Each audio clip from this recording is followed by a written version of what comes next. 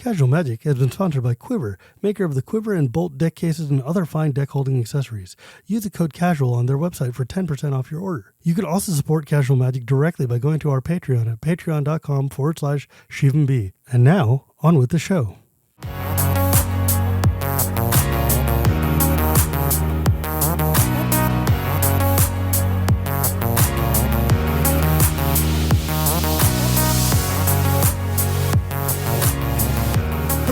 Welcome to Casual Magic, the show where we talk about the fun side of Magic the Gathering. My name is Shivam Bhatt, and Casual Magic is brought to you by Quiver and my patrons at patreon.com/ShivanB.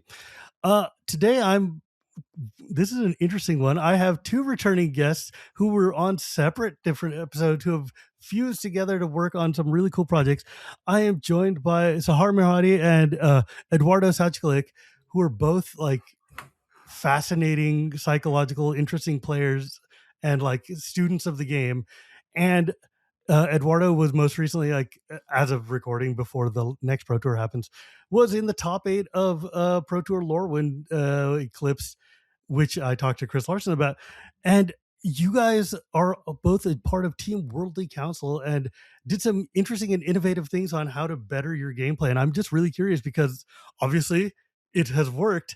And I love listening to you talk, like both of you individually talk about like the technical aspects of or even the psychological aspects of growing the game. And I'm just really interested to see what caused you to team up and how you created a new methodology that helps your Pro Tour players win. I mean, I realize that sounds super stuffy, and I promise you guys it's not stuffy because these two people are not stuffy, but it's still, this is the sort of thing in Magic that I just get thrilled to talk about. So I'm super hype. Also, I'm coming to you from my brand new studio, so if it sounds different or weird, yeah, about that. Hello, you folks. Thank you so much for joining me today. I really appreciate it. Hello, everybody. I'm glad to be back. I get to talk about some very cool things we've done. And very cool. I'm very excited. It's good. Because last time was about limited, so I guess this time is about constructed. So slightly. Yeah, I mean, you know what, dude? I got a lot of comments about that episode we did because people were just really interested in hearing what like the top level pros actually how you approach limited. Which I mean, personally for me, that's like my favorite way to play. So I'm just very like I'm always here to learn. And my constructed game could best be stated as peaked in 1995 when you were basically playing cards I own .deck. So I am very eager to learn what you guys did. So what did you do? Can you explain kind of a little bit to the people why I'm talking to both of you? Well, let me bring up a fun anecdote before we get into that, because I have a very strong suspicion that because I watched the episode that Eduardo was on with you, Shivam, and the timing of it was very interesting. Because correct me if I'm wrong, you both met at MagicCon Amsterdam, correct? Yes, must have. Yeah, must have. It was after that, yeah. And from I think you met at some sort of like potential after party. Yeah, I think we met even at the bar above like one of the hotels. Yeah, no, that was exactly it. Yeah. If I have my dates right, I think that's also the same night that me and Eduardo finally met, like IRL, to talk about this project. So the coalescence, very convenient. It was a good day.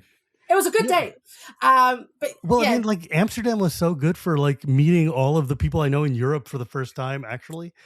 Because I'm not on the Pro Tour, so I don't get to travel to all the events.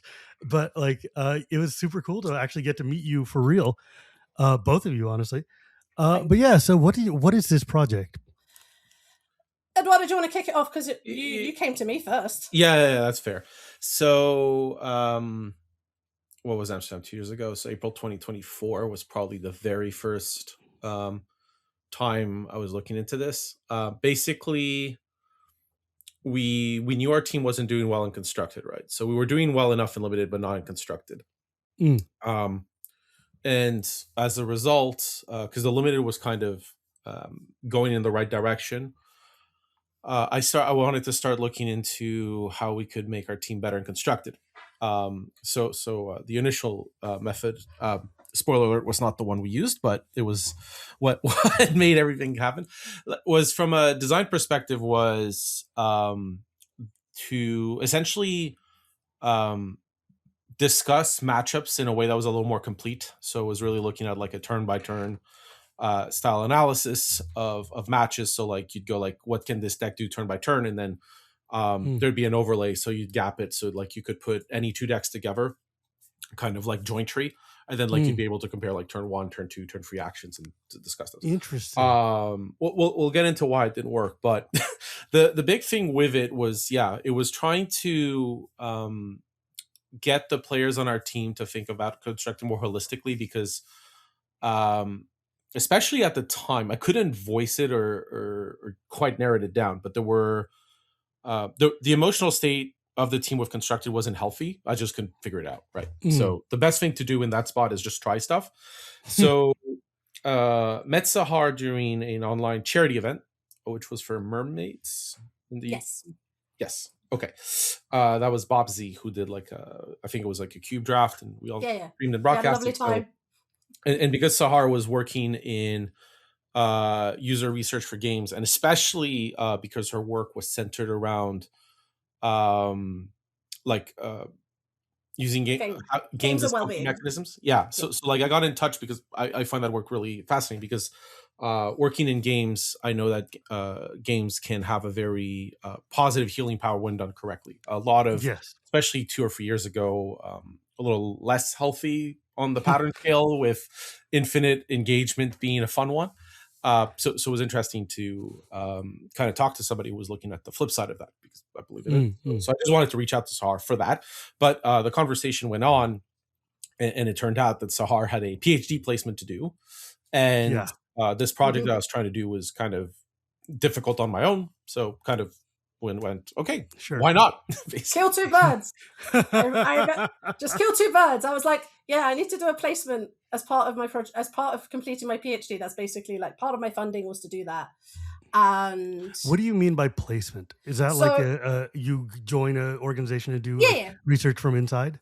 Exactly. So depending on, the way that I won't go too much into it, but as part of my funding for my PhD, you basically had to demonstrate that you're working with industry on a particular project. So some people went to your Sony's, your Google's, your Metas and stuff like that.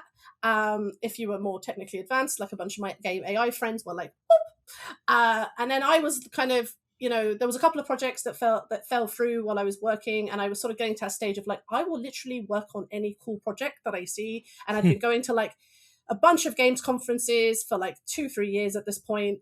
There's always a thing of like, oh yeah, we'll collaborate, and nothing ever happens. And then so when I met Eduardo, I was like, we can make this work.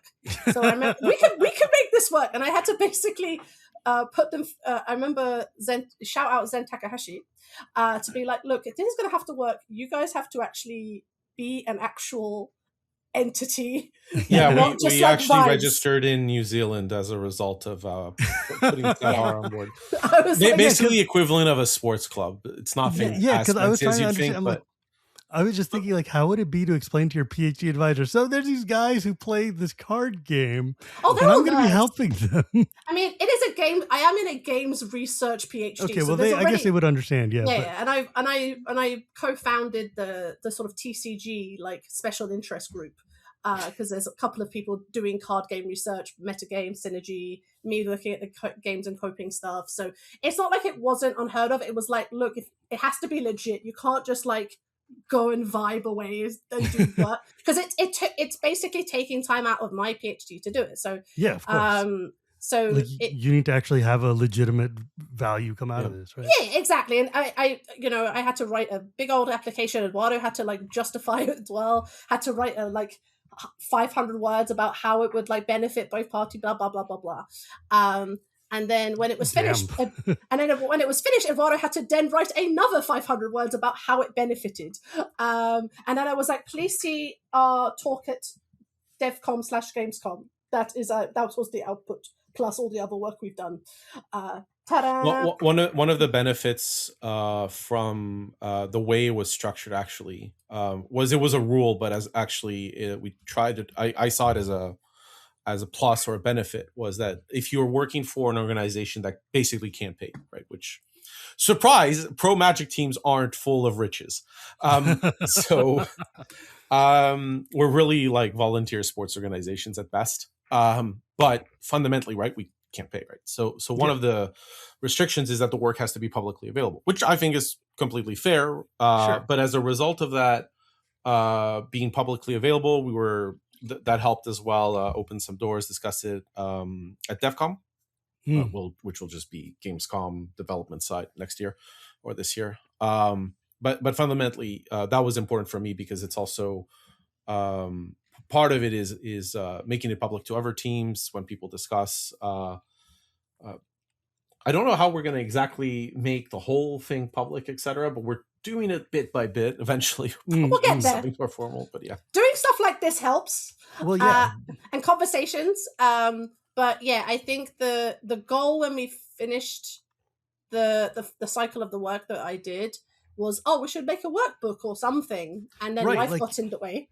And we're both like, how do we do this? But I feel like you could definitely take without being into specifics, you could definitely take your methodology and your findings and write them up on like some kind of like accessible web page or like some kind of training documentation that would just help people understand how to better themselves. I don't know what I think we were still getting to what the exact project is. Mutual striving. I'm going to give you that word, those two words, Shivam, and we'll come back to it.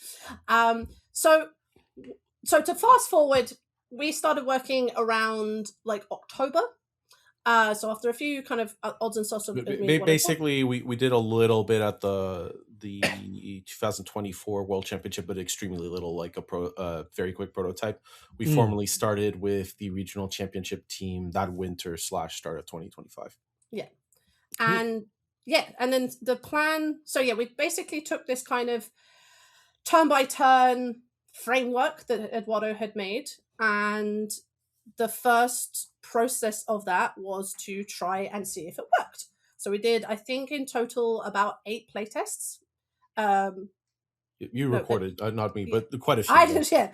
I think there was 5, and then we iterated and things like that. In total, I think we did about 8 or 10 like online playtests. There was a bunch of stuff that they did like in the testing house and stuff like that. But just in this initial phase, to kind of basically set up the prototype of doing a turn by turn, and effectively using mirror boards to kind of go, here is turn 1, option A, 1, 2, 3, option B, turn 2, option A, B, C, and getting the players to talk about it in that sort of think aloud protocol way, and making them really articulate how they would actually navigate a match as a way for them to engage with it at a more game design. Because obviously Eduardo comes from a game design background, obviously I come from a games research background. So we sort of were like, we could come at this from this approach, like that, and there's a bunch of surprise, folks, not surprising. There is a bunch of people who play Magic the Gathering that also make games. Surprise, literally no one. I can name like 5 just off my hand. All right, that are actively. I literally just published an episode where I was talking to somebody about the impact of Magic on game designers and how literally all these game designers literally just play Magic and learn. Yeah, it's insane. But it's really interesting to me that you took this game and really tried to scientifically break it down and build a methodology and actually try to like rigorously apply this in a way that gives you data. Because like that's so foreign to the concept of how a lot of people, I mean, obviously the Pro Tour players are like the top like 1% of people who are thinking about Magic in a specific way, and the rest of us are just kind of floating in like, this is a fun card, so I'm going to play it and we're going to see what happens if I soul ring into this thing. And like, I know I was talking to Ben Wheeler about this the other day, where one of the big things we see is that a lot of players don't have any sense of foresight or of like the thing that really separates high level pro play from the average player is actually thinking about what your next turn is going to look like and the next turn and 3 turns down the line. And we don't really have that kind of spatial thinking. So I'm interested in hearing why this didn't work out the way you expected it to. Eduardo? I can jump. Well, so talking about that awareness, right, of thinking turns ahead. one of the things this was supposedly good at, I guess it is, but it's not why it failed, is that when you play a game of Magic, right, the first turns are very similar. Even if I was to take Commander, right, how many things are actually going to happen on turn one that aren't called Soul Ring? And then later on, right, I'm not talking CDH, that's a beast. Right, that's and then it like balloon like this, right, like the tree of possibility increases, and then the end game states tend to conflate into the same decision trees like that restrict, even if you technically had more decisions, right, like if it had just expanded completely. The truth is, like, you go like, well, this decision ends the game in my favor, so all of these other ones don't matter, right? Like, so the constraint on relevant district decision goes down as the game progresses, typically towards the end state, or it's like a lot high similitude. So the problem is those middle turns, right? Because when you play a game for playtesting for a competition, where you're like, oh, I want to see what happens, right? If you do it, let's say how Kai Bud figured it out in the year 2000 or just before, you know, you'd go like, okay, well, we'll play test and see how the games go, which is way ahead of its time. But the middle state, you only check once, right? You check the early, the middle, and the late stage once. The problem is there's way more to check at the middle. So one thing that was good with this is you can check all the middle states, right? Which are the usually more difficult decisions, the ones you see the least, the ones you want to spend more time on.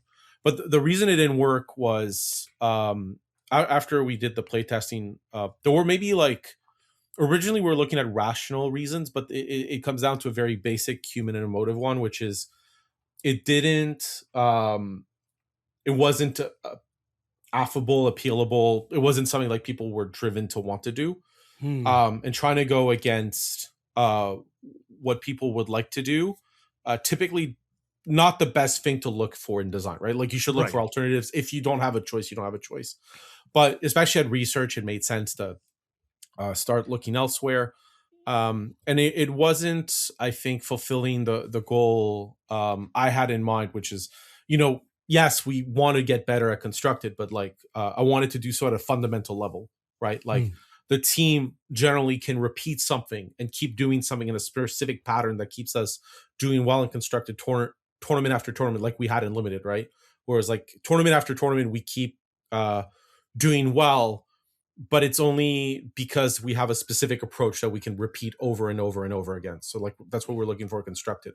So something that people don't want to do doesn't help in the repeatable sense. Like, I mean, that's the thing. We learned this in like the, you know, basic of game design, is that if you are putting, I mean, Rosewater says it like, if you put the fun in a place, or if you put the thing that wins in a place that isn't fun, the people will do it because they want to win, but they're not going to enjoy it, and you're not going to get any like value out of having done that.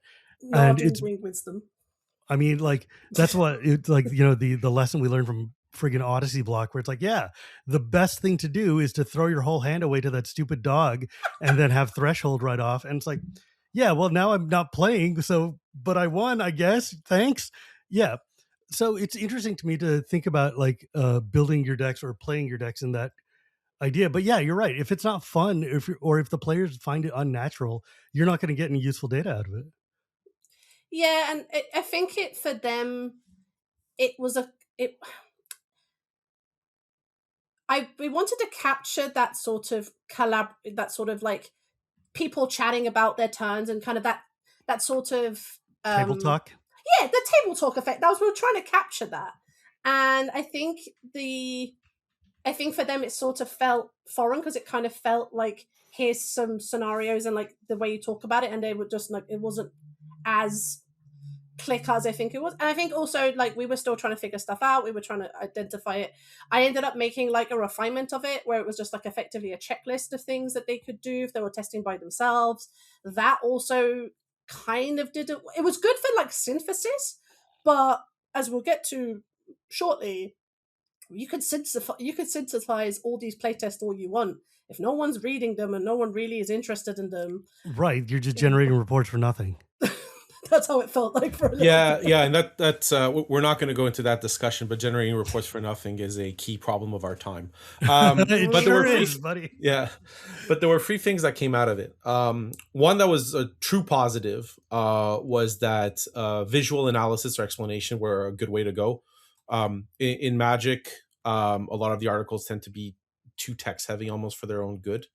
Well, I don't mind the classical stuff. I think the classical stuff is great. But it was things like the image I have is the Grixis versus Red Black mid range metagame, where essentially there was this debate for months on whether to play Red Black straight up or Grixis. And it wasn't solved for months, but it could have been solved in a couple of hours just by taking an image of Dark Slick Shores and an image of Invoke Despair. And then like they don't mash. And no, but in the research we had Blooming Marsh and Nissa Ascended Animist or the free Ascended Animist, that's the one, the Phyrexian one. So like the problem was like it was like that's why this doesn't work. It's just it's a fundamental problem. And visual exploration as well for New Brews was really strong. To be honest, even today with the team, it would be nice to do more of it, but each thing in its time. The other two positives were, I'll say the third one first, but it was like the team saw what we were doing, so that let their brains think, so that'll pay off later. And the second one, the other one, which I'll pass to Sahar, was that it made us go a bit to the drawing board on their base motivations and what they wanted to see. So, which we should have started by, but as usual, that's not how things work. No. And I will say, Shivam, you were asking about kind of taking like a scientific approach. I think for us, it was a bit more of an applied approach. It was taking the skill sets we had and the knowledge pool we had and, the methodologies available to us, and then trying to come at this with a bit of a human. Effectively, people working together and team dynamics has been a thing since, I can go to, organizational psychology from like the 70s and project management and the stuff that the esports people do. So we're not like, it wasn't necessarily treading new ground in the kind of that way, but it was taking those lessons and taking those insights and being like, okay, well, how does this apply in this context? And I remember we went back to the drawing board. And our first lesson was make it feel like a conversation, not a chore. That was like our first. When we went to DEF CON, that was like one of our first takeaways was like make it conversation, make the process feel like a conversation, not a chore. If you make a bunch of Magic players feel like they're working and they have to do this like homework, they're gonna rebel immediately. And boy, howdy did they. Although props to the team who actually did make the effort. Like I'll shout out like Liam Kane, and Alex Rohan and a few others. Yeah, I guess I didn't even ask that. How did your team take to the idea of having this new introductory thought of changing the way you're doing? Eduardo, how did they? To be honest, for anything that was research or trial based, they were pretty good and happy. The problem was like if it was sustained and bad, that would have been an issue, I suspect. But typically we weren't pushing the envelope when we were starting to get like good resistance or like seeing that they weren't liking it. It didn't make sense to continue down the same path that was clearly not working. But they generally were pretty good with anything that was new and experimental. I think as they saw that in Limited we had succeeded, so I think they saw the vision of what we, even if it doesn't work right, they see the vision of what we're trying to accomplish. Right. I mean, there's a level of trust there too. They're like, okay, well, we know that you've previously made this work for us, so I guess we can give it a shot. Because like obviously, like if you're not winning in constructed, then you've got to do something. So and I think that was kind of for us where I'm just looking at the screen because I'm looking at all the notes we made. Yeah, dude, I love this. Yeah, so for us there was a point around, it was just after PT Aether Drift, because we did a bunch of this leading up to PT Aether Drift. We came back, we did the debrief with the team. And I kind of then had the realization we should have just asked the players about how they like to play and what motivates them. Because we came at it from look, Shivam, you'll understand this from game design. We came at it from a game design thing. We were like, this is a game problem. Yeah, but then you're looking at this is like a game thing we're trying to solve. Eduardo has got a game design background, again, as I've got a game research background. So we were like, oh, this is just a thing we can, put some tools together. Yeah, but you're testing with like the people who are playing your game, so they have to like you have to take their feedback at some point and be like, okay, yeah, you actually want to enjoy the game we're playing. Yeah, exactly. Yeah. What enjoyment? So I then did a big old survey. I want to I'm looking at how many questions I asked. It was a lot. Where I basically broke it down into a bunch of things that I wanted to find. So obviously a bit of overview, how long you've been playing, all that kind of stuff. What's your motivation for playing? what aspect you want to improve, being part of the team, kind of, understanding about that. Tracking, like one of the things that I was noticing is that it was really, because it's such a dynamic process and everything's changing, how do you track that? Because if someone doesn't tell you, you're not going to know. And then you have the situations where players like, oh yeah, I thought of that 3 months ago. It's like, did you tell anyone? No. This is going to be very important later. Yes, we'll get to that momentarily. So tracking, deck preparation. So how do you want to prepare? We'll get some insight to it in a minute, but and then load of like deck preparation stuff. How do they want to work together? Some open responses as well, kind of asking them like what your biggest challenges are. What, how do deck guides and learning resources help you? That kind of thing, and just general asking for like open comments and stuff like that. So there was kind of a couple of, there's one of the funny ones because we talked about sort of documentation and tracking and preparation. One of the things we asked him is, how do you, let me see if I can actually find the exact wording. 20 seconds. Basically, how do you like to receive information? And documentation was 0. Which I thought was very funny.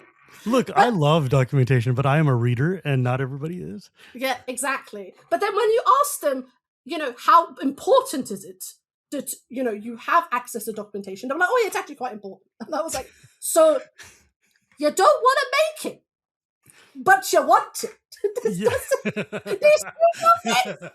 I feel like that has been my entire tech industry life right there, right? Like everybody wants the documentation. Nobody wants to do the documentation. Yeah. I remember me and Eduardo having our like weekly meeting, and I was just cackling at this notion that they were like, oh yeah, we'd love like matchup guides and metagame analysis and sideboard plans, and as long as someone else is doing it. Yeah. All of that. Nobody wants to do it. Mulligan decisions. Interaction. No, nobody wants to make those things. But the thing that came out that I think kind of grounded for us kind of the next step of our journey was I asked them about their motivation. So the one of the question it was, I was just going to pull it right to the top. Was, what is your motivation to play Magic the Gathering? Now, I'm going to give you the list, and I want to get. And obviously, this is targeted at players who are playing like on the Pro Tour. Yeah. Yeah, and if not the Pro Tour, the people on that survey would have been like at least seriously trying to qualify at the very least. Yeah, so I basically did like 2 phases of the survey. So the first was like a pilot with the PTA for drifting, just to kind of get a flavor, and then we opened it up to people who were on a testing team who were at sort of regional championship level. And we also extended it to other teams as well to get a different perspective as well. Because I also did some reconnaissance. Shout out Ryan Condon from Sanctum of All for, being gracious with his time in my work. Ryan's great. Big fan of Ryan Condon. Yeah. They were very gracious with their time on that process. I had spoken to Stefan Schutz from Team Handshake, who's a friend of mine, about kind of what we were doing. Again, how much they shared was kind of varying, because obviously everyone has their different ways, but just to get an understanding. But the motivation thing was kind of something that came out. So I will ask you this. Okay, so let me ask you this. So what motivates you to Magic the Gathering, Shivam? Winning, the thrill of competition and challenge, improving my skills, being part of a team, the intellectual puzzle of deck building strategy, social aspects, achieving recognition, validation, potential financial rewards, and the love of the game. Now, what do you think our dear professional players and aspiring pros thought was the most important, and what is important to you? Well, to me, obviously, being the Pro Tour emeritus that I am, of course, I want to know the grind aspect. No, I'm obviously into the game because I love the game and because of the social vibe of the game, and because I love this art, the art of playing Magic. But for those guys who are actually doing this day to day, I would assume that financial gain was probably high up there, and then probably also winning. Okay. I mean, like, if I'm just thinking of like, if I asked like, I don't know, Ifro or like something like that, what would these people say? Yeah, winning is the thing they care about. How they win is not necessarily as relevant as winning. Okay. Or at least that's what my casual Magic read of ye old pro scene is. Are you familiar with the Levine Trench? Yeah, I love that. That is one of my favorite graphics there is. Of just like the Friday Night Magic players, the almost like the scrubs at the boss of the FNMs, and then like Pro Tour players, and the like low tier and the high tier are like, we just like Magic. Like, turns out. It's turns really out fun. yeah, basically winning was the lowest one. I love that. Winning and financial reward were the lowest on that list. Probably because there's easier ways to get money than Magic. Basically, yeah. And then the main one was thrill of competition and challenge, and the I love that. Game. I love. And then that. deck building was third. So, like, you know, it was. Yeah, it turns out that like the reasons that people play Magic actually, even irrespective of wanting to compete at the highest levels, that don't change too much at the fundamentals. Yeah.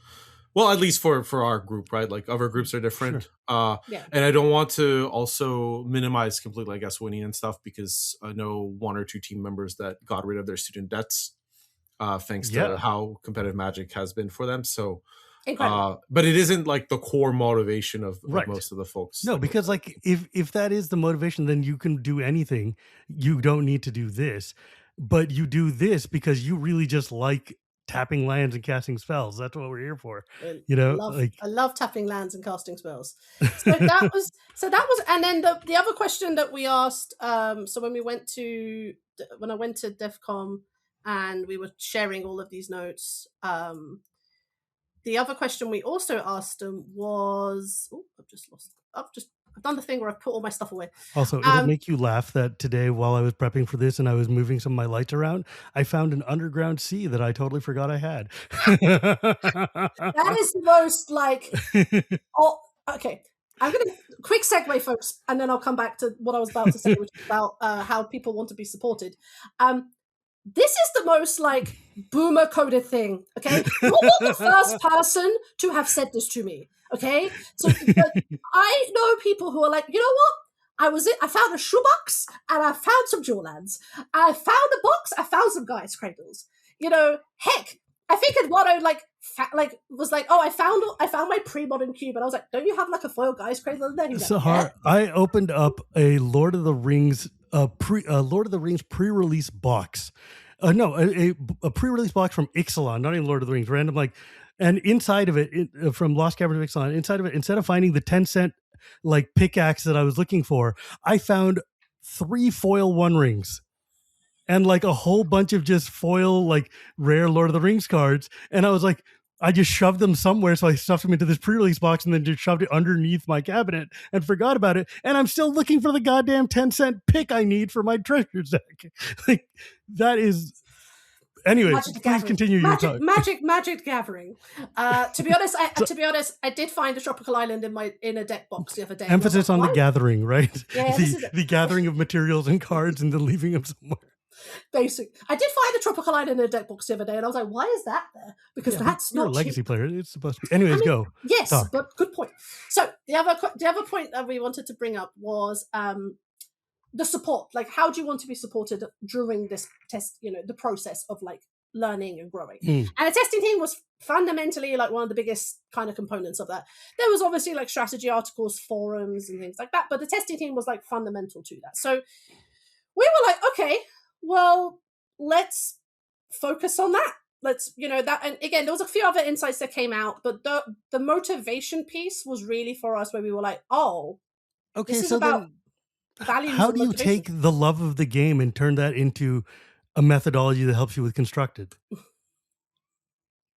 Good question. Good question. Well, it's not actually as difficult as you think, because mind you, I've put in 10 seconds of thought into this, so obviously I'm a genius. No, that's fair. I mean, the eventual answer we got was based on that. People loved talking about what they. Sorry, people talk about what they love. Yes. So the fundamental of it was when we were preparing for the next wave, the team came up to us with the answer. Yeah. Cool. I remember. Yeah, they were like, "Look, we like what you're doing. We have some ideas on how to improve it." We were like, "Oh, they're doing the work for us. Hallelujah.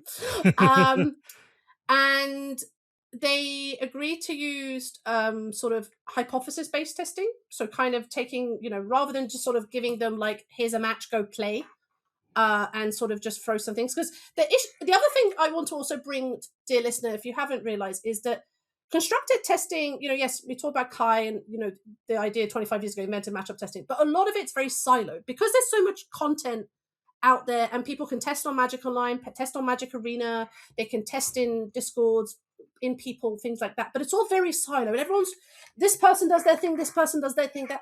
And then when you're trying to coalesce into a team and capture that knowledge, I mean, you've had Eduardo talking about limited. It's the same, surprise no one, that's basically some of the principles that came out for constructed as well. But like, we had to try and bring that together and using their motivation to like, the challenge, the love of the game and learning and that sort of collaborative process. We were like, okay, let's give you some guidelines and some ways that this can be done that then you can use to align yourself. So we did the hypothesis testing. We tried to give them some guidance on kind of asking effective questions. So just don't ask, is this matchup good?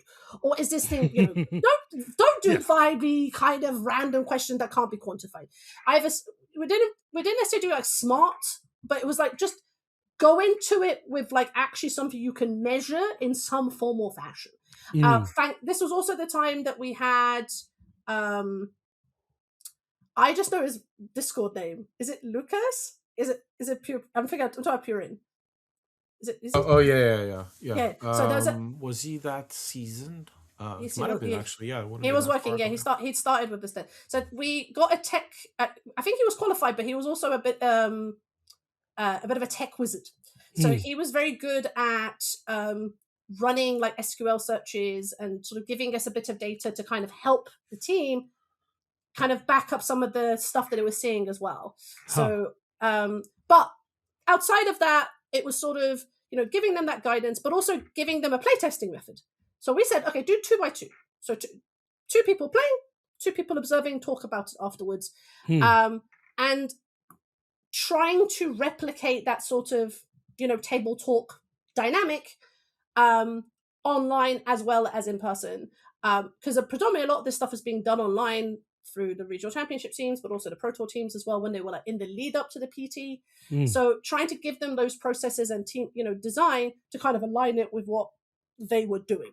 And that worked a little bit. I mean, it worked. They did well at that Pro Tour. Like that was the whole point. So no, it worked. So it did work. Okay. So to give context, right? Yes. The way most people think about constructed is the same destructive way most people thought about limited. It's just like because the details are different. We didn't really put the two and two together, but basically, often in limited, what would happen is people would draft on their own, and then they'd like coalesce and talk about like the limited format together. But like because nobody was speaking the same language, basically, because you would all. It's like if you ask people to travel to different countries and try to come to a consensus about how the world is, right? Like it's not actually true. That's not how you would analyze like if you went, there's 200 countries and I'm gonna like visit 10 of them. That's not how you don't get a picture of how the world is, right? Or like the old fable of the 7 blind sages touching the elephant and not knowing what they're saying. It's like, I need to.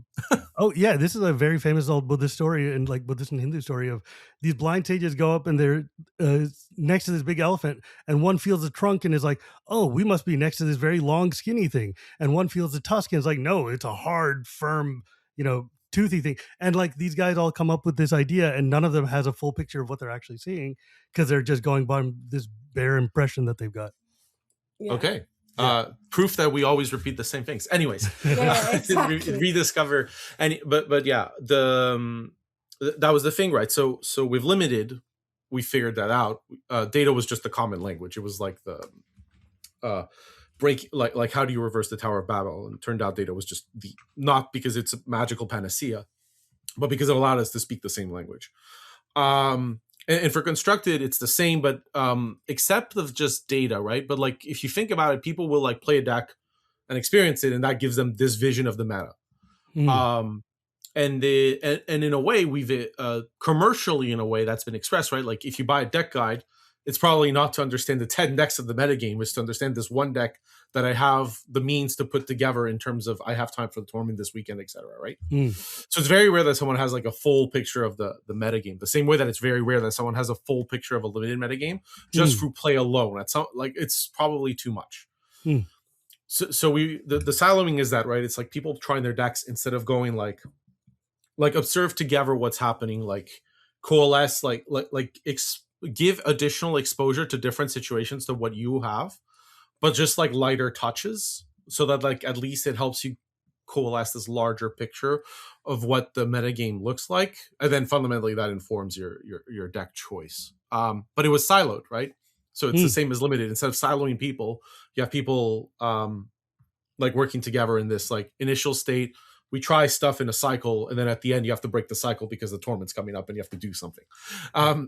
So that was the eventual answer was the same. It's just that because the details are a bit different, like we didn't figure it out. But it's the same of like, do things together, talk together, observe together, make sure like information is quickly relayed on things so that like you're up to date on this. It moves on to B, like A informs B, that informs C, and then like you can. So like at the testing house, we do 3-hour sessions in Constructed 2, and like they'd be focused on some specific questions, often one, but sometimes you needed 2 or 3. And then like at the end, you just like regroup, like what did we find? This. Okay, that informs this about the metagame as a picture that we can see. So what's left? Okay, this. Okay, that's. And our so next your match, like when you guys are deciding matchups and stuff, there were very specific combinations of decks to see what they would do against each other, right? Yeah, and like versions of those decks, right? Like this version is doing it. What are we? And there's an implicit degree of trust, right? That like you're hoping that somebody doesn't get it wrong is actually worse than gets it right.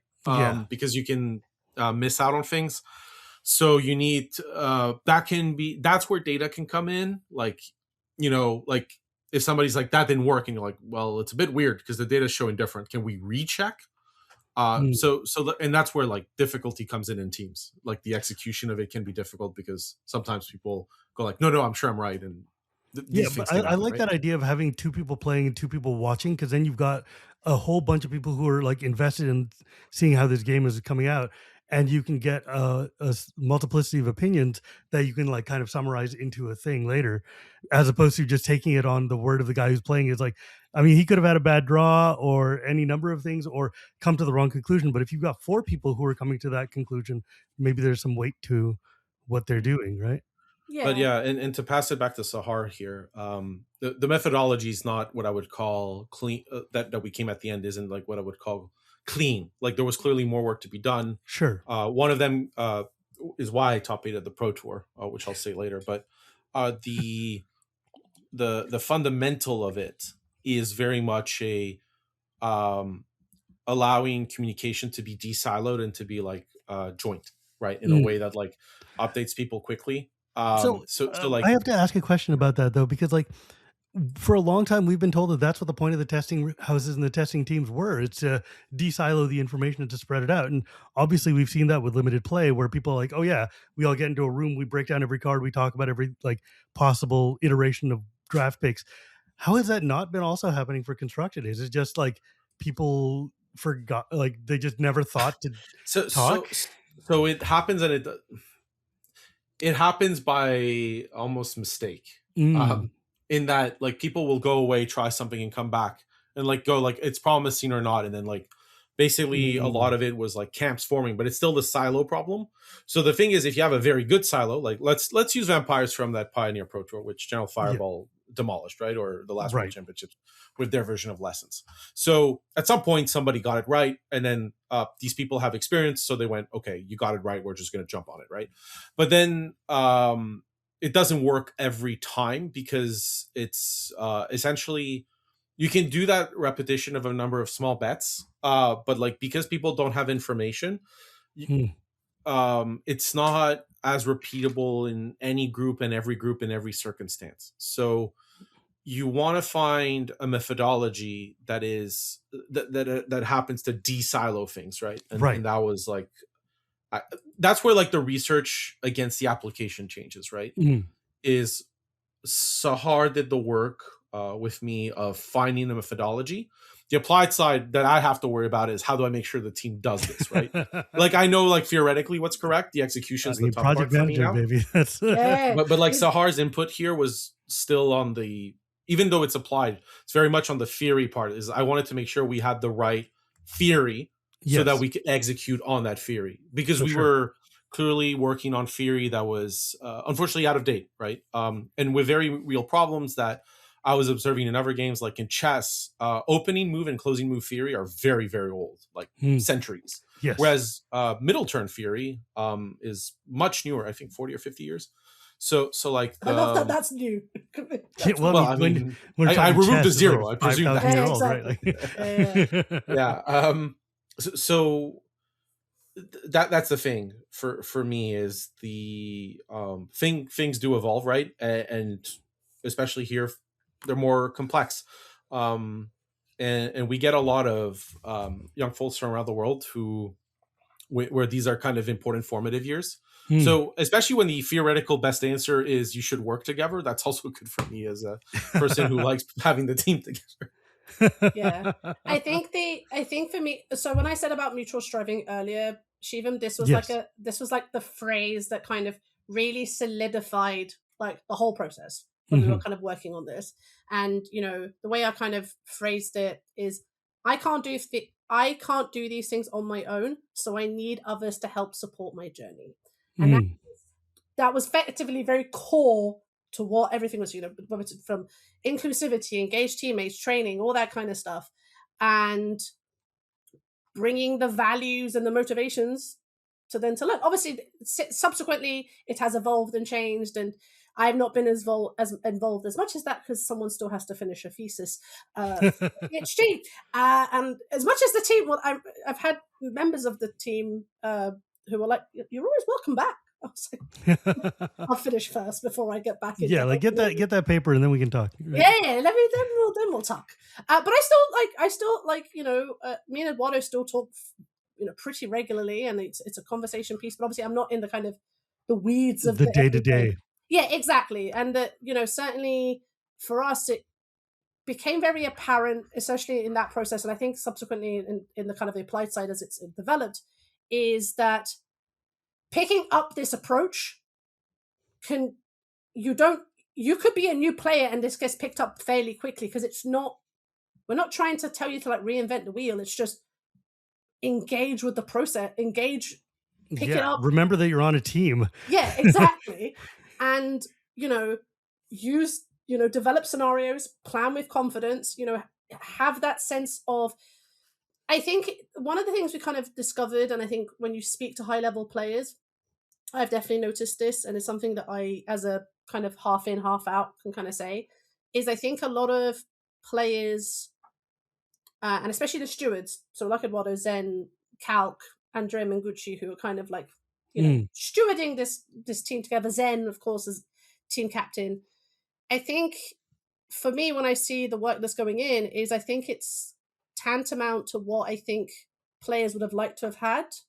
All these new players like learning about kind of how this works and the development, because I think a lot of the stewards are like, well, we can now share this, and there's a system in place and there's a process that you can follow that can help you thrive and flourish to whatever goals you want to achieve. And that for me is such a nice thing to see as someone who kind of came in with this cool research idea 18 months ago. One of the things though is that Magic players are historically very reticent to want to share data.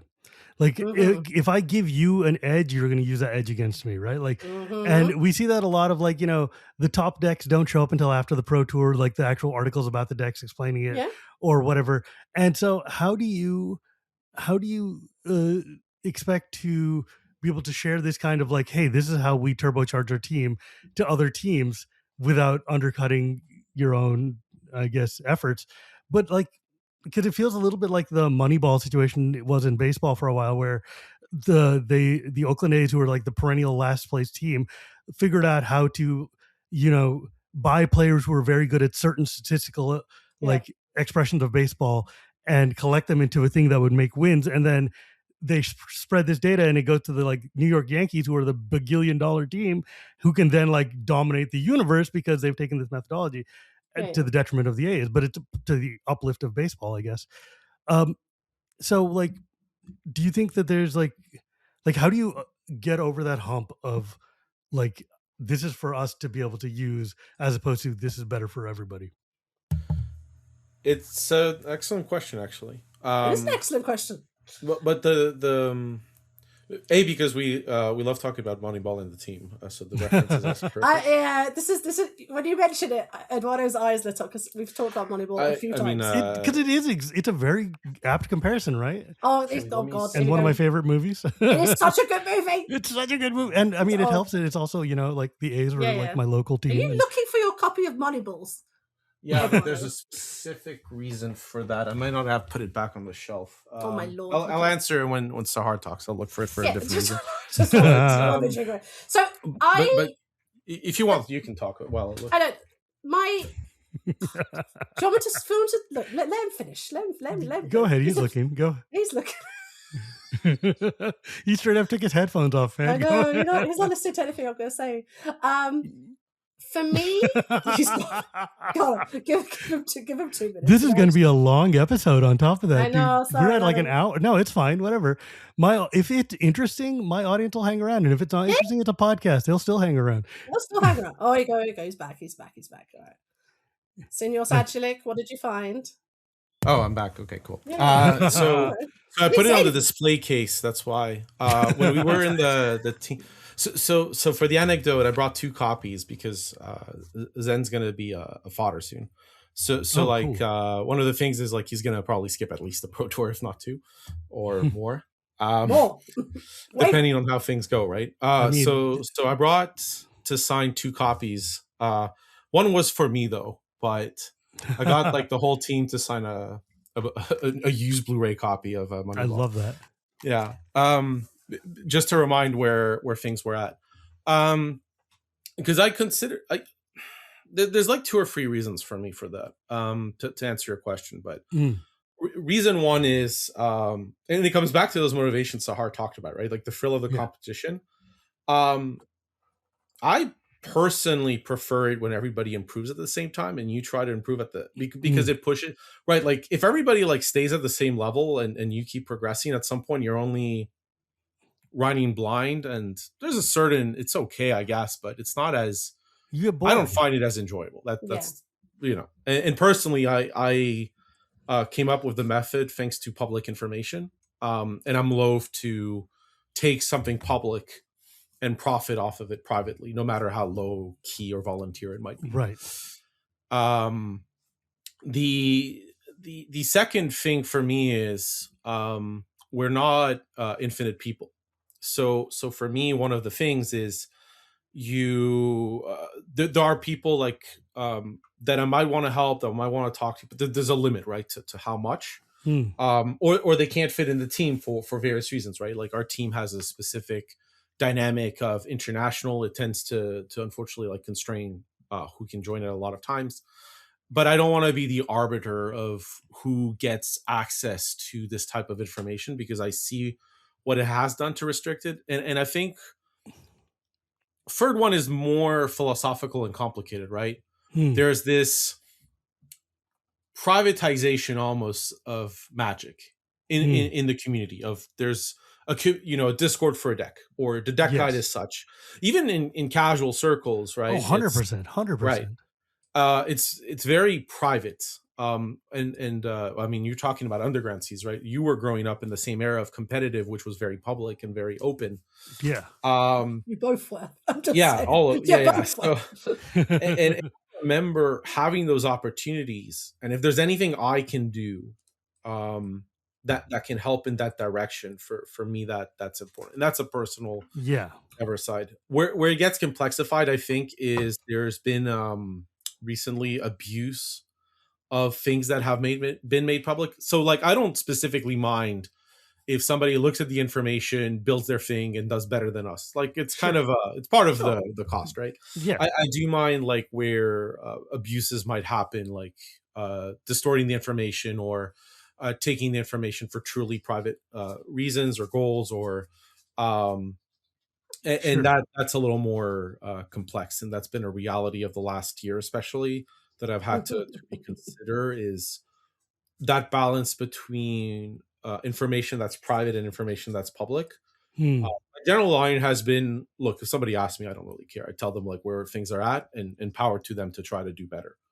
And I'd rather work in that kind of direction. But it's last Pro Tour our win rate was a little bit lower. Maybe I think that's because ECL was a specific format that was complicated. Maybe it's deeper. It was super fun to watch. Yeah, it was good. But that was also a compliment to our research. Was by necessity. I didn't really like I told this story before, but like I didn't really like the decks that were accessible. And on Tuesday, I do the limited review for the team, so I'm not accessible for the last 24 hours. So I needed help. So I asked the regional championship group to help because they were there. It turned out that was hugely useful for me because they were motivated by figuring out what was good, because their tournament wasn't submitted tomorrow. It was like in weeks.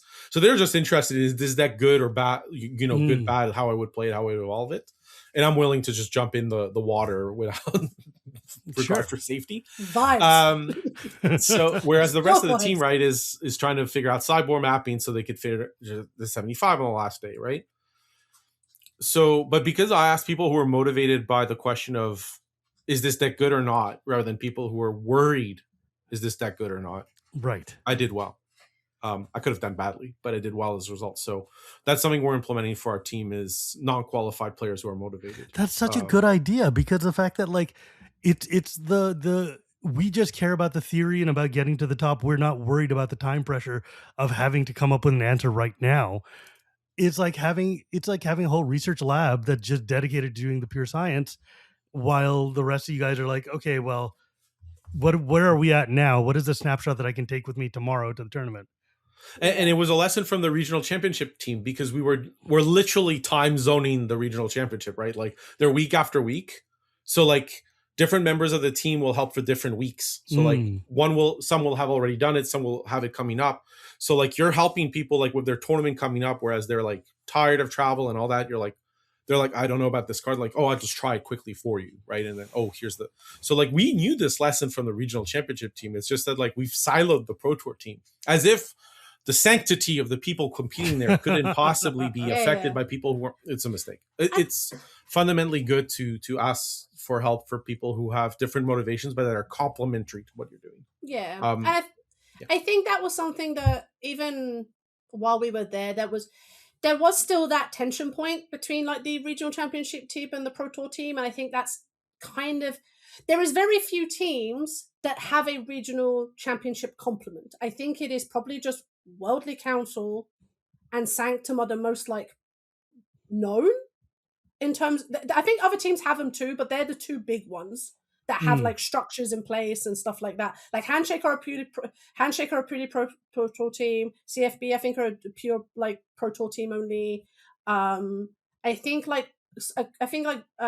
Cosmos I think are also a purely Pro Tour team. Like I think it's like Ramp and Growth and like Worldly Council. Yeah, Sanctum and Worldly Council are the main two, because I think, and this is again shout out Ryan Condon and it's the Sanctum of All team, their values in terms of how they're approaching breaking down barriers, having a place for people to go, are also very aligned, if not slightly different, to what Worldly Council are doing. And something that, like Sanctum's whole principle is we want to build a pipeline from FNM to Pro Tour, which means they have to cover the entire bandwidth all the way up. Exactly. And I think sort of, I think the Worldly Council one is sort of maybe not like exact, theirs is a very kind of like... It's different. It's giving, I'd have to revisit it, but it's, or reread it, but it is giving opportunities to people who are just motivated to do better and get, and the thing is... the mission statement? Do you want the mission statement of the team? I've got it. I don't have it up, but I have it up. I should know it by heart, but you should know by heart. The fundamental for me sign of it, right, is, and by the way, there are purely regional championship teams, like people who will test for those. Yeah, that's sure. Very common. But I see the difference because people will go like test in a regional championship team and try to apply to go into a Pro Tour team. And I realize that's not necessarily healthy for communities, because it's kind of the healthiest one I saw was who's testing with us for this pro tour, Nicholas Odemheimer. His first pro tour, he did a barbecue with all his family and friends for 3 days to test. It was part of why I really wanted him on the team, is because he understood the core philosophy of working together. But the thing was, he couldn't find a pro tour team. That's why he did that, by necessity. But it was the healthiest way to go, is like, these are the people that helped me get there. You should check, are these the same people who still care about me at all this path? And I think there's two answers to that, really. There might be more. I don't want to make it too binary, but the main two for me are, they are supportive, and you should take that support. And if you have another home that might make sense, that's okay too. Or B, maybe the community is not supportive of that, and ideally your community should reflect on that and try to, not from a play skill perspective, but from a motivation perspective, kind of ask yourself, okay, well, that's an identity thing of, do we want to help somebody if they go there and help? And if they don't, then you as an individual have to go, is this the right home for me? Which is a complex one. But like, because I had, interviews with people who wanted to join the Pro Tour team, and now we're pretty much purely, except some very small exceptions, purely from the regional championship group, because we have to prioritize them. They worked with us, and it makes sense that we prioritize them. But that to me is, saddened me a bit, was like hearing like, I want to join, but then like eventually sussing out, because the people I was with aren't helping me on my journey. That's such a crushing idea, but at the same time, it's like, you got to understand when you have to be able to see that happening and have the wherewithal to be able to say, like, this is not going to progress me, and and rather than waste your time, you should move on to something that's better for you, right? And that's where the Levine trench comes back in. I've seen when I qualified to my first pro tours in the UK, the local community where I was playing FNMs was helping me. So like, it was not Friday Night Magic, because it was the UK, would go to the pub. Come on. But Tuesday, right? Come on. Playing in the pub. It was a whole thing. Friday Night Magic was never that popular in the UK for a long time, because they were doing it the night people would go out. But anyways, that's a detail. Reasonable. Yeah. You just played the pub. You just sat there in the pub. When I came back to Magic, I played at there's a pub in San Francisco that was half Irish pub, half Indian restaurant, and it was literally, they would run rafts there, and you would get samosas and beer, and it was great. Oh my God. God tier. That's so good. Yeah. I mean, the UK community is so old, they were playing like on Sleeve with Moxon in the pub, but that's again different. That's before my time. But when I got to the first pro tours, win or lose, by the way, I had the support from my local community as best as it was, right? We weren't like doing such formal testing, but the drafts would happen, and I was like, okay, well, I'm going here. I want to know more about, I'm more interested in what's going on now, and there'd be more sharing. So I benefited from that, like from all the local game communities I had, which were friend groups, local game stores, what have you, were supportive of journey of my friends, my journeys, right, as we were going. And if I needed the help, I could ask them, and I knew that. Right. And sometimes today I don't see that as much, but it's funny for me that I see it at the casual level, the FNM level. Yeah. And then generally at this stage of the Levine trench, the grinder level, where I sometimes see it less, because you're so locked in this desire to try to get there that you don't go, how about I help others on the journey? Because there is a pain to it, right? So that's where the going down goes, is there's pain. But you have to help those that kind of make it, because if you aren't fostering the community, they're not gonna. There's nobody there to support you, right? Yeah. Like if you don't have these people to, like, I remember Kai once said, it was like, you need to be the worst player in the room, and more than that, you need to like sharpen yourself against other sharp players. And I'm like, Kai, you have never literally been the worst player in anything. Like, let's calm down for a second. You know, you have to find people who are motivated. I think Right. you have to play with better players. You just get that at the tournament, but like you have to play with people who are as motivated as you people who are. care and want to win or want the goal that you're looking for. Like even when we're talking like commander players and stuff, it's the same thing. You want, if you're going to be playing like CDH tournaments, you want to be playing with people who want to win those tournaments and have ideas on how to do that.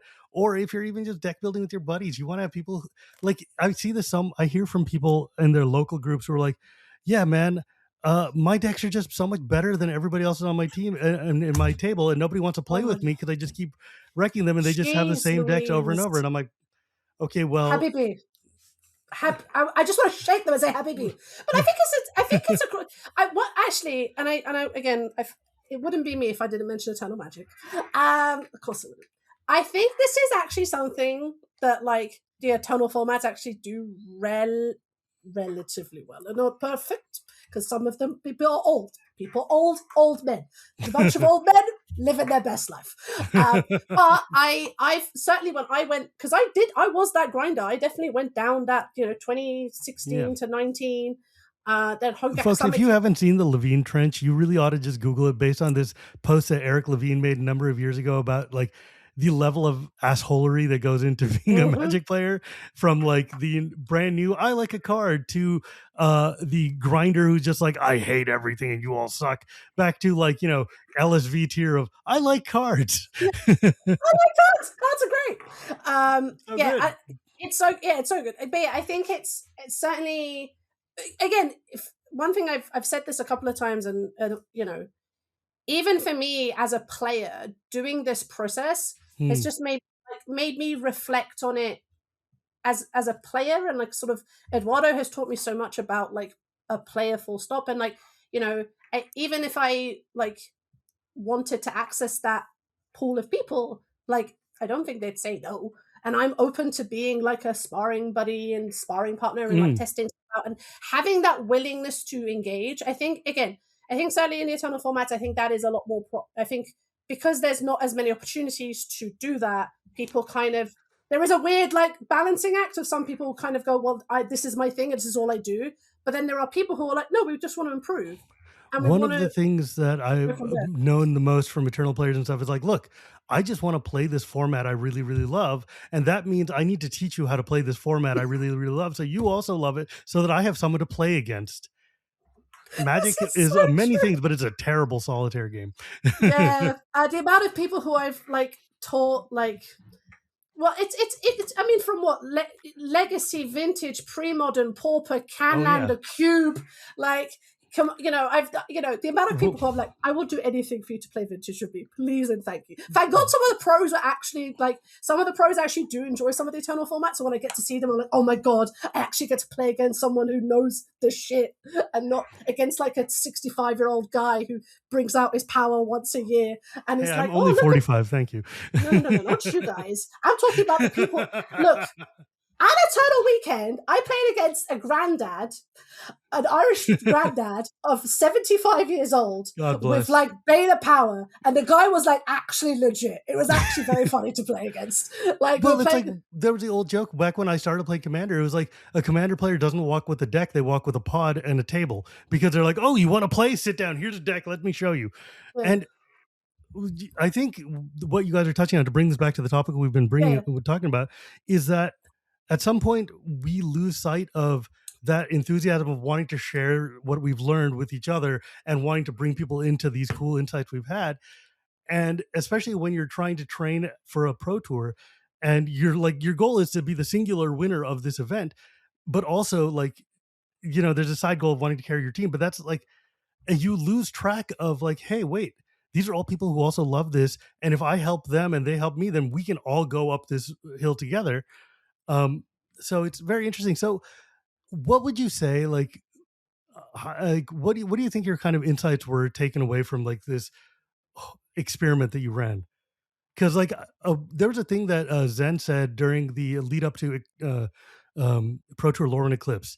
I think Corbin like did like an interview with all the team, or Frank Carson or something, which was like, we are making a major change to how we prepare for Constructed. Our limited process is very structured for years under Eduardo Sajgalik, and it's served us very well. Starting with this Pro Tour, we're applying that same structured approach to constructed testing too, using clearer hypotheses, tighter iterative loops, and more defined ownership of testing tracks.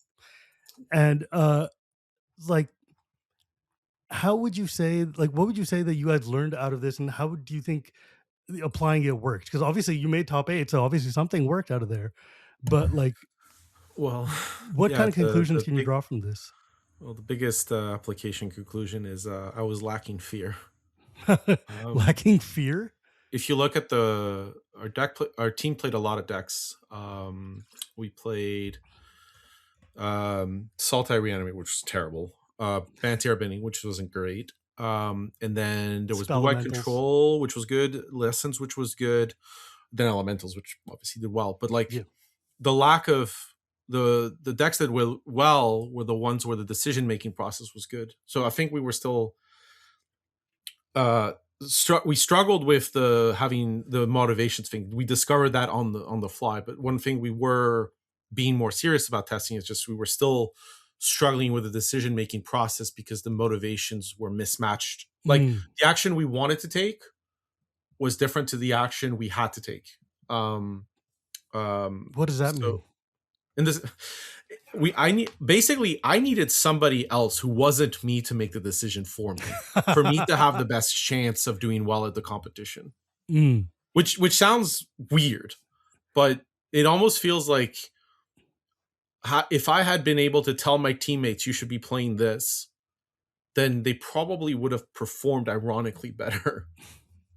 And that's where the communication came. The last lesson from our research, Sahar, the 0.5, was invest in your juniors effectively. One example from our team, not necessarily the best example or anything, but it's because it's recent, is Noe Offman, who we took for the Pro Tour in Edge of Eternities, in top 8'd.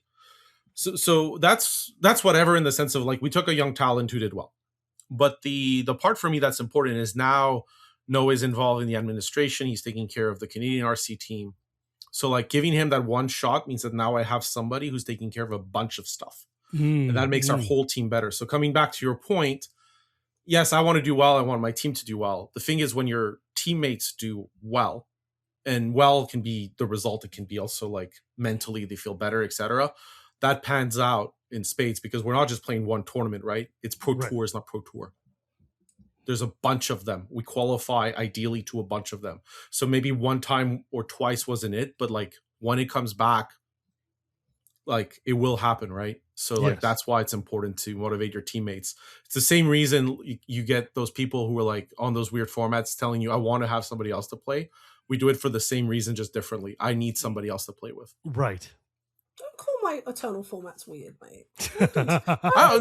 No, I mean, constructive. Well, I mean, look, dude. Constructive formats. But yeah, no. There are more formats than you could possibly imagine right now. There are so many formats. There are so many formats. It's actually insane. But yeah, I think this is, and I've spoken to some of the team, like offhand, a bunch of them are Brits, so I see them at events. And some of them have moved on, some of them have stayed. And I think they're all just happy that we took the chance to change it, because I think there are people who, and I think we sort of, when we spoke at DEF CON, we were very much like, yeah, people have been doing this the same way for 25 years. And what if we could change it? Or what if we could at least adapt it, or at least identify that it's not just throwing shit at the wind and hoping something sticks, and actually having some structure and a process and a guideline to kind of do this. And this is back to your question about like the, what if it goes to other people? With peace and love, like the fundamental process can be sent to bloody anyone. I don't give two fucking hoots if freaking Team Handshake or like Super Rats. Doug, I allow one swear. You're giving me like 4 now. Sorry. I got very passionate about it. I apologize. Go ahead. This is like my one. Sorry. Go ahead. My point is that the process isn't something that should be gatekept. Yes. That's 100%. I feel like this is where me and Eduardo really came together. And I think that, and the reason why we're doing these and hopefully trying to write the workbook, and I've been telling people is that fundamentally we all improve. It's like mutual striving. If we all improve, everyone gets better. So why gatekeep it? Why, like, we had Eduardo, can we tell the example of the two teammates who are sharing? Wait, the two teammates? Which one? What? Sorry. The RC example where teammates couldn't talk because they were worried about sharing information. Oh, that one I can, because that was the Canadians, right? That was the Canadians. Yeah, I can give context to that. Yeah. So we had this was the first time we did the new process, and that was one of the pain points. We took on a teammate, right? And he was roommates with somebody who played Magic and was on another team for that regional championship. Now, after the event, I did a debrief. And I asked him how he was, and he said, well, one of the things that was painful was I couldn't really share information with my team, my roommate. I was like, wait, what? Sure.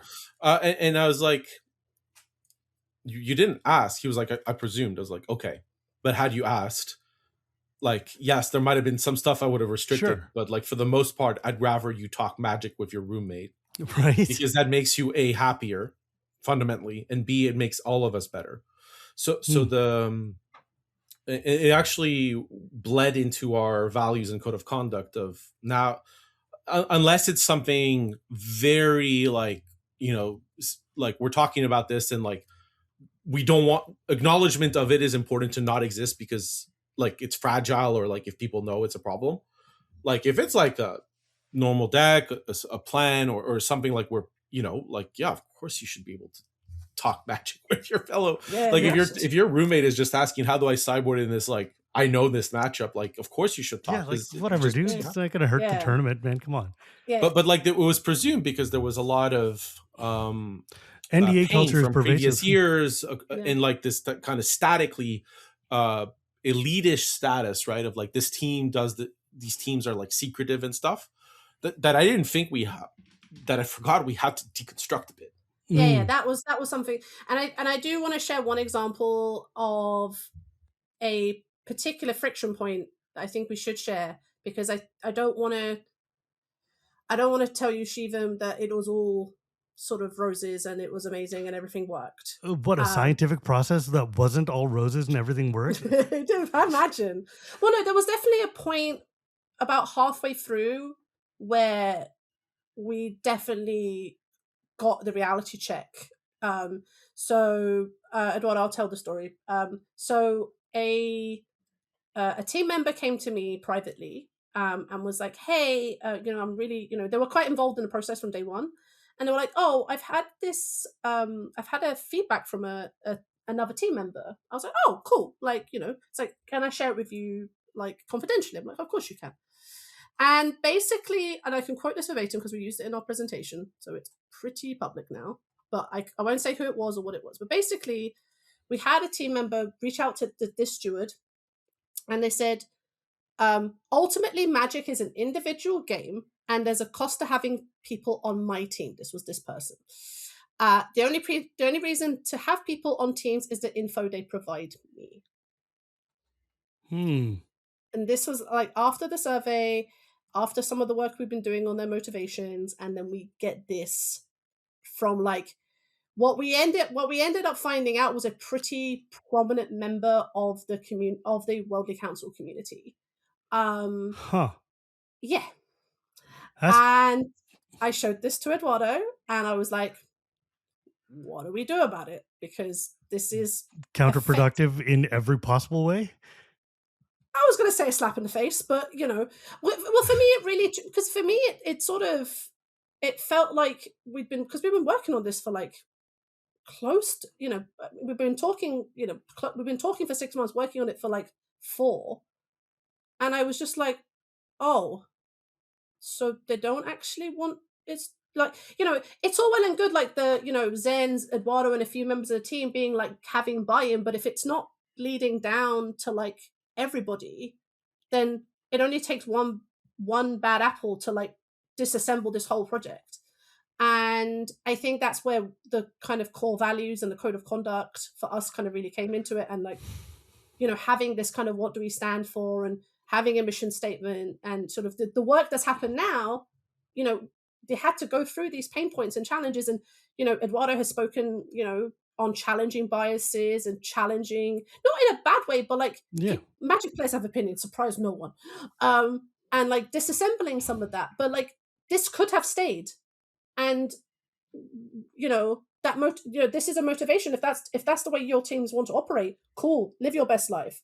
But this was not the way that I felt coming into this project and working with the team, that this is what they stood for. Well, yeah, I mean, like, you need buy-in in order for any of these processes to work. That's like any lesson a company will learn is like, you can bring in any methodology you want, but if like your colleagues are not in, then it's just going to fall flat on its face.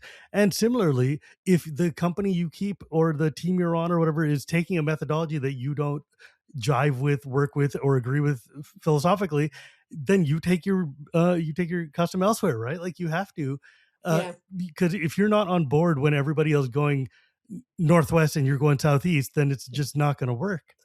Shivam, you've said it perfectly, and that's sort of what happened.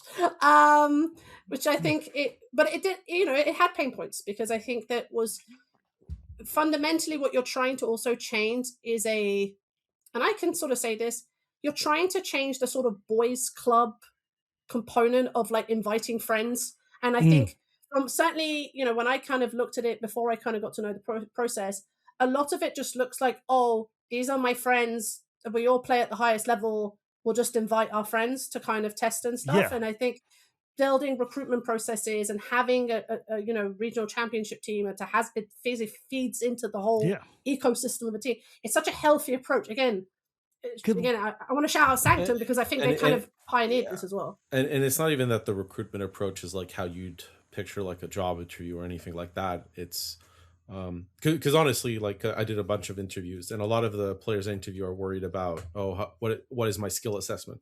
Here's the honest truth. With the exception of 2 people on both sides, like the top and the under, I've never refused or accepted somebody on skill pretty much alone.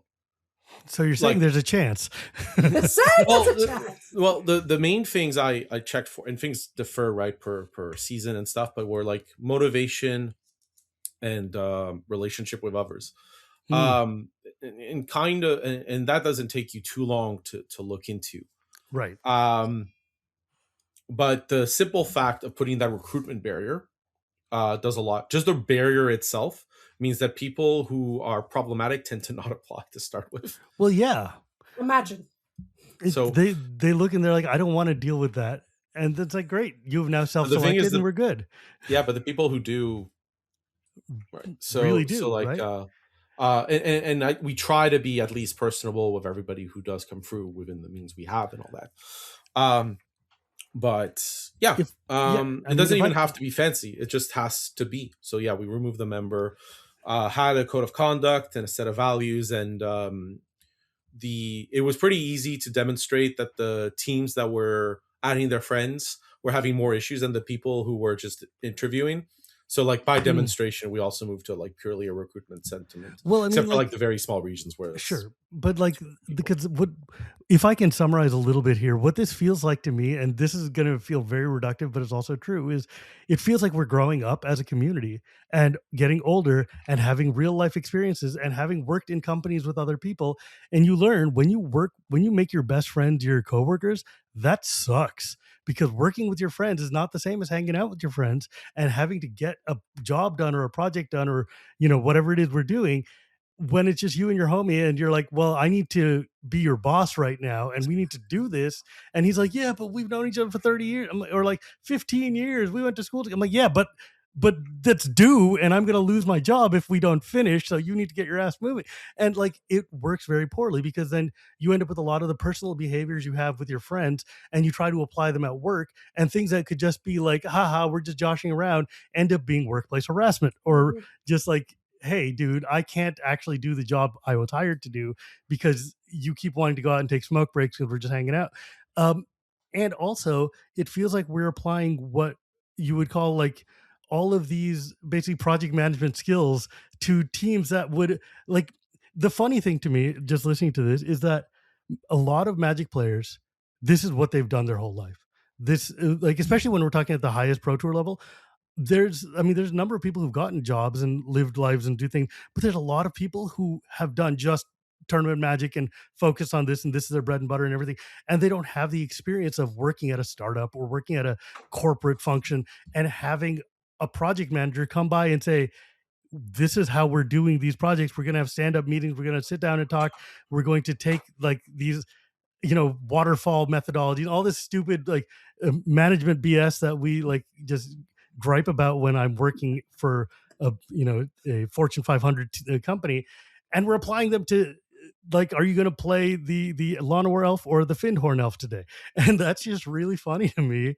But it's also, that's how you're going to win, right? Like, because once you get these methodologies in place, once you get the structure in place of this is how we can share information, this is how we can test, this is how we can engage our data in a way that will make our performance rise, it's wild to me that this feels novel, but it also feels so incredibly novel at the same time, because that's just not how Magic players think or work. And maybe I'm just summarizing your entire 2 years of like research. We do feel, sometimes I do feel like the series might be too much, but the big thing is the majority, pretty much most of the folks are motivated by thrill of competition, love of the game, and not by a salary at the end of the month. Sure. So people are there because they kind of want to be there, and they want to discuss with others on. So like, in a way, it's almost an idealized version of it, right? Like, because we've all, the three of us talking, have definitely been in those environments. Mm-hmm. And a lot of it is the glue of, well, I get to go home and not get kicked out of my home. Right. Right. Or I get to, or if you do well, you can buy stuff. Right. So, but that's like the glue. Whereas in this, that glue doesn't exist. It's just non-existent, right? Like if somebody's pissed off, sorry, that's my one. Yeah, you're fine. Pissed off is fine. Sure. So but if they'll just go elsewhere, right? And I'm not going to stop somebody who wants great, have fun. Yeah, whatever. But the core is people are there to enjoy their time, right? This is their time off. They're taking vacation days and stuff. So like, I want to make sure we're setting up that framework and structure, but like outside of that framework and structure, most of the time you're just playing the game and learning and having fun. Yeah, you're still playing Magic and it's still a good time. It's more fun than grinding spreadsheets. Yeah. I think for us, it's interesting you say it like that. And I think, the process of getting there and like collaborating with Eduardo, like again, like initially it was very much like we're collaborating. But now, and we still collaborate and I still trust him, but this man is also like one of my like dear friends and someone who I consider someone that has my back. And we kind of, I remember there was definitely a moment like a couple of months in where I basically was like, look, mate, we need to have a heart to heart because we need to have a heart to heart because I need to know that I can trust you with this and you're not going to drop the ball and I'm not going to drop the ball and we can trust each other. And we had it, and then when we met, like again I remember meeting in Brussels, so we could travel to Germany together. And I was like, "Hey, this is a little bit cute, but I'm gonna share this. I wrote Eduardo a letter. I wrote like a big handwritten from like that scratch. Feels like so you though. I wrote like a handwritten letter, and I asked him like offhand once, what is your favorite Magic card? And he was like, Riff Winkowski. I was like, cool. Please tell me you still have it, man. It's not just randomly there. I do have it, but it's I've cleaned up my desk. I don't have Magic cards on it. Magic player with the clean desk. I do have the D20. Oh, I was going to tell you about that. So yeah, I got a Riff Winkowski, and then I got him a D20 with 20s all over, because whenever I used to see Eduardo talking to people, it's like the man had rolled nat 20 every single time. It wasn't. Actually, Shivam, I'm gonna hype him up half a second. Seeing him, like, okay, you've been to GDC, you've been to like these big like game industry events where everyone's like networking, like that. Yes. I'm quite good at it. Like, surprise no one. Yes. Watching Eduardo work oh my days! It was. I thought I was a machine. Dude, I've been on the receiving end, and I am a very charismatic person, and also I know how to network with people. And he's got a way of like just I know, right? Drawing you in, and it's really, really powerful talent. It's so powerful. So when we both met, it was like the two worlds collided. But on the other side, actually, to give him credit, as much as I did this kind of heartwarming thing, on the flip side, I didn't realize that when he was at Vegas, one thing, a little small project I've been trying to do is have my playset of signed bird maidens, because it's me. Yeah. Surprise no one. And Eduardo basically, like, out of his backpack gives me a signed playmat of bird maiden, which I now use, and the signed bird maiden card. I'm like, how did you know? He's like, oh yeah, I remember you showing them to me once, and I was just like, I was like ugly cry. I would also recommend, if you have cards by Kaya Folio, to get them signed at any event she might be at. She does a pretty spectacular job with the. I can't remember the exact word. There's normal, shadow, and like just there's another term. Flare and dazzling. I don't remember the term, but they are very good signatures. I know. I got my podcast partner Ben Wheeler a German Spirit Link signed by a German Legend Spirit Link signed by Kaya, and she's amazing. Like the folios are like so cool. I've not met her yet, and this is basically like on my like to-do list, like in terms of Magic, is to meet the folios and just be they're so sick. Love Bird Maiden so much. It's my favorite Magic card outside of Lightning Bolt. But yeah, so I think, hand on heart, like, I have become a better player to do this. I've become a better researcher doing this. And I think that when people come up to me and ask about this, and I sort of say to them, look, this is applicable to any Magic format or game. I think it's also, I mean, something Eduardo said to me very early on is like, I think it's also applicable to just games. Yeah. Like other TCGs and other team dynamics. Because there's nothing about this that's Magic specific. No, absolutely not. I think that was sort of accident. It was sort of on purpose, because we both kind of initially in the early stages were like, I think we want to make this agnostic. Because at least TCG agnostic. That was the because you could definitely apply what we looked at in other games, right? Right. Because one of the concerns I had going into it was data as a crutch, right? If that makes sense, because I talk a lot about using data for like limited and stuff, but for me it's a language tool, right? Right. So the concern I had was making sure that any method we did was data agnostic, because Wizards has this tendency to hide data and construct it pretty hard.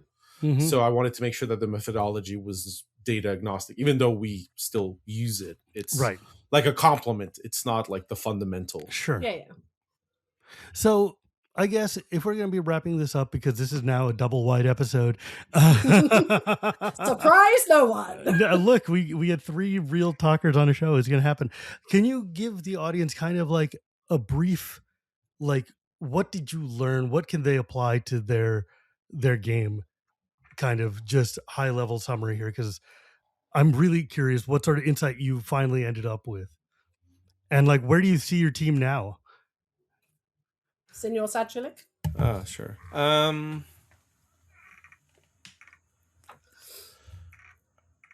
think fundamentally for me, the learning and the one I wanted to apply has been the kind of the, I say motivation, but it's really the power of passion.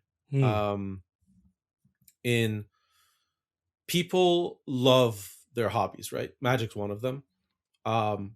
Yes. And there are enough people who love your hobby that you should spend the time with the people who love it in a way that speaks to you and that is constructive and not destructive in your life. And I know we've talked about competitive side, but fundamentally I also see people who take that approach win more anyways. So like, sure. I know this podcast tends to, I know you're saying casual Magic, but it's the same. It's just the name. We've been doing this for 300 something. It's all of Magic. Everybody is casual at this game. But it's find people who speak to the passion you have, and in a way that like speaks to your mind and your heart in a way that's unique and powerful. And there are enough people out there. It might feel like there's not. You just have to keep searching. That's true. I think for me, I always thought when I started playing Magic the Gathering that there was it, the fascination, the passion, finding the people, finding your communities. That was like, for me, like the thing that brought me joy.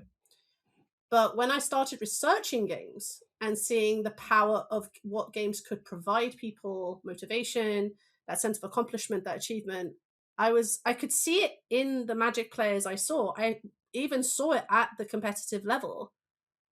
But I felt when I remember chatting to Eduardo, and I could just feel that he knew something was not like clicking. And because he rolls nat 20 for charisma and I rolled nat 20 for charisma, we were both like, why don't we just put our powers combined? I think it's such a brilliant, I mean, sometimes you need to have an outsider come in and just look at things and be like, hey, there's an obvious break here. We can patch this, but you can't see it because you're in the middle of it. Yeah. And I think for me, it's made me a better researcher. And I've definitely been I've definitely improved as a researcher, but also just having, again, I'll sing this man's praises till the cows come home. Like having a collaborator who like allowed me to test stuff out. Oh, calm down. Put your fan away. But like allowing me to try stuff, and if it, and iterating and having this kind of like, again, project management and like that, but that sort of like collaborative process. It was just like, really I'm not trying to be reductive when I say it's project management. I'm just saying that's like having, I worked in corporate for 10 years. This is the language I know. We all have. Yeah. And so it's just, it's more like, oh, it never occurred to me that we could apply this half of my life to that half of my life. That was basically my view on it. Was just here's my magic brain, here's my researcher brain. Let's make them kiss. And somebody gave me the opportunity to do so. And yeah, it's great. I think this is awesome. I'm eternally grateful. Which is amazing to bring it back. But yeah, dear listener, I think TLDR, find the people that care about the thing you care about. If you want to improve, I know sometimes it's challenging to like reach out and find those people, but if you can't find the people immediately, just if you see the pros in the wild, because why don't you? Because they have their big shiny shirts on. Just go up to them, just say hi. Eduardo, you can't miss it.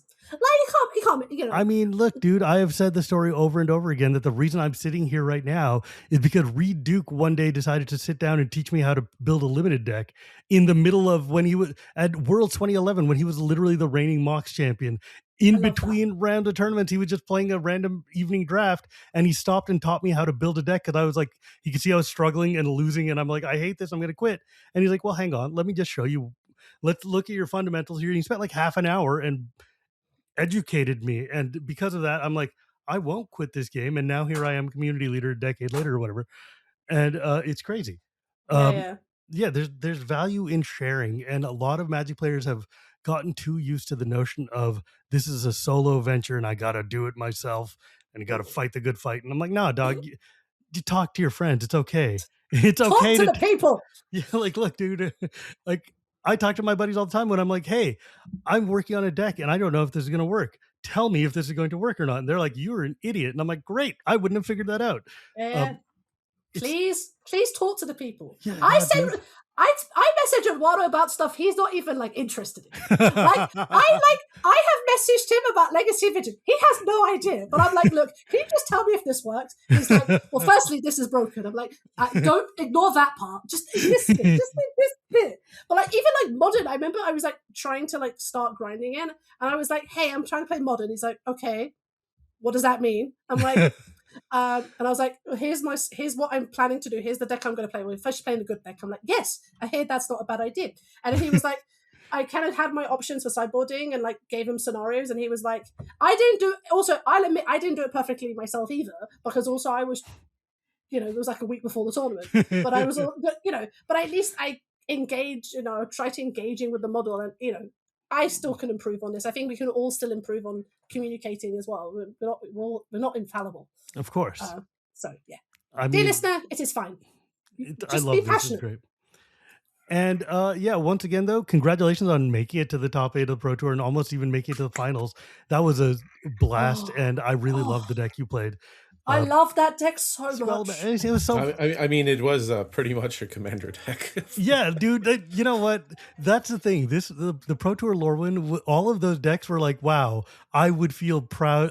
Like they were all the Timmiest decks possible, and I am nothing if not a Timmy. That was from a deck perspective. That was one of the better constructed Pro Tours in a long time. Yeah, dude. It was definitely Larson's to win, no, for sure. Yeah. Like, well, yeah, He's such a cool guy. He's like cooler than butter. Like for me the highlight is because like watching Eduardo on coverage. I think he was on coverage like a couple of times, and like there's one bit I think he's playing for top. I think he's playing to make top 4, and I just hear him, because you catch in the camera and stuff, and they're just like double thought sees you, and I was just like, I literally like was sitting, I was like lying in bed, and I literally like pretend to throw up because I'm just like, and I'm like, and then when he makes top 4 and then like runs to the team, I'm like literally crying on like while watching it on my screen. I'm like, oh my god, it's so beautiful. And then I message him going, I hear you're not retired anymore, and he's like. He just gives me our usual responses when we're like not chatting like directly is just emojis, and the handshake is like, yeah, I know, and I was like, I know too. And then just a loud voice note when he made top 4. I was just like shouting from the rooftop. I was just like, there you go. That's awesome. It is so awesome. I'm so proud. I was so proud of him. I'm still proud of him. I'm proud of him. I'm proud of him now. I mean, I wish you luck in Vegas, which this show might actually come out after Vegas. So I wish you hit, I guess, reverse past luck, whatever. Past luck, future luck, future past luck. Yeah. I hope it worked out for you guys. I don't even know what the format in Vegas is. I'm just excited to go. But yeah, like that's been great. This has been a really fantastic episode, and I really, really appreciate both of you coming on. No worries. And I guess I will do the things of where can people find you or learn more about this. And I hope you do write up something that people can reference later, because I think this is a very valuable just for us to know as a community. Senor Sajgalik, you can go first. Yeah. So for me, basically any platform, Wala Oompa, WALAOUMPA. I think there's the X Blue Sky stuff. I'm sure there's other places. Discord is the one where I probably spend the most time. Feel free to ask questions if you're interested in the World League Council team. You can go to me. There's also the World League Council tags. Just search World League Council. You'll get those. I'm writing up, so hopefully I'll have something I can share. There's any action you want to take, if you're interested in this and have questions, ask. If you are interested in any of our regional championship teams, I can at least get you to the right person. I'm also heading a limited, because there was a limited, let's call it Pro Tour, coming next year.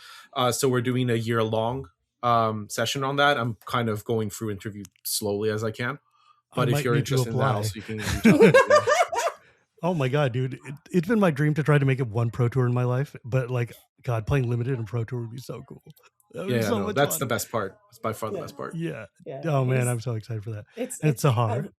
I am Sahar Mirhadi on all platforms. Probably more Discord now. I'm trying to, again, because I'm trying to finish a thesis. Yeah, you got to graduate, dude. You've been doing this forever. I don't graduate. It's taking 10,000 years. It's what happens when you do research. You know, I had you on my show in 2024, and you were still doing your thesis then, dog. Yeah, I know. What you want from me? This qualitative doesn't. Sahar Mirhadi PhD is what I want. I know, but I'm trying my best. Look. When I get the books out, I do this methodology, which only like 5 people in the audience will know what it is. I'm just saying it looks better for SEO if it's Dr. Sahar Mirhadi on my YouTube channel. Look, I'm trying my best, but yes, I'm right. Yeah, but for me, if you're obviously interested in the kind of researchy part of it, then obviously feel free to kind of reach out. And then obviously if you're interested in sort of any sort of community stuff, mental health, so player side of it, and then if you're also interested in internal formats, like again, my jam, I fly the good flag, internal formats, representation, mental health. These are my jams. This is my stuff. These are the things you care about, and then you want to find out if Eduardo is nice, I'll just tell you. He's great. I hope I get to see you in Amsterdam. I am going to be. I have unfortunately not going because that's when the crunch. Oh, when you actually have to do your So I messed because me and Eduardo we're going to do a panel submission, and then I sort of started doing the dates, and I was like, this is like proper crunch time, and I think I'm thinking like it would be irresponsible. It'd be irresponsible. I will not be an adult. So yeah, I've decided to not go because I'm being an adult. I'm very sad. But yeah, it'll be fine. I'll be Dr. Mirhadi at some point. So. And as always, my friends, you can find me on Blue Sky at Shivam Bhatt. You can find this podcast anywhere podcasts are sold or at YouTube every Tuesday, thanks to my editor, Dan. You can also hear me on Shivam Wheeler Love Magic or the Chronicles of Dragonlance podcast. And remember, my friends, it's not magic without the gathering, as we've just spent 2 hours talking about. And I'll see you next time.